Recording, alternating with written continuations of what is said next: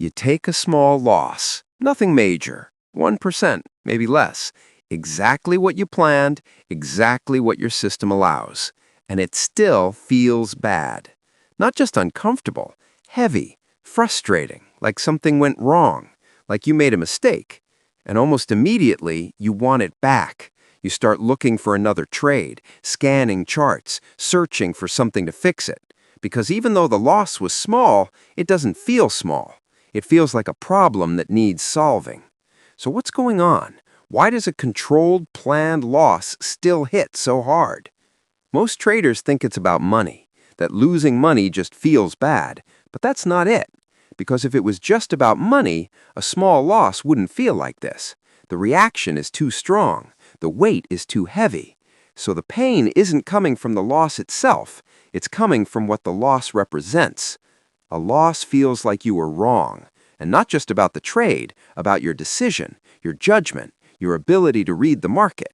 So even a small loss starts to feel personal, like proof that you don't know what you're doing, and your brain reacts fast. It wants to correct it, to prove that you're right, to undo the mistake, to remove that feeling as quickly as possible. So you rush into the next trade, or you increase your size, or you loosen your rules, not because the setup is better, but because the feeling is worse. That's the real problem. You're not reacting to the loss, you're reacting to what you think it says about you. Because a disciplined trader sees a small loss as neutral, expected, built into the system. It doesn't mean anything, it's just one trade in a long series. But you've made it mean something. You've tied your identity to the outcome. So when the trade fails, it feels like you failed. And that's why small losses feel big. Not because of the money, but because of the meaning. And that meaning drives everything that comes next.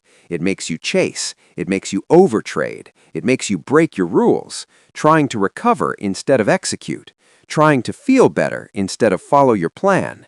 And that's how small losses become big ones. Not in one trade, but in what comes after. That cycle repeats over and over again. You feel the loss, then you react to it. And every reaction pushes you further away from your plan until discipline disappears and emotion takes control. And that is where consistency breaks and performance collapses completely without you noticing. Because the loss didn't hurt you, what you made it mean did. And until you fix that, every small loss will keep turning into a big one.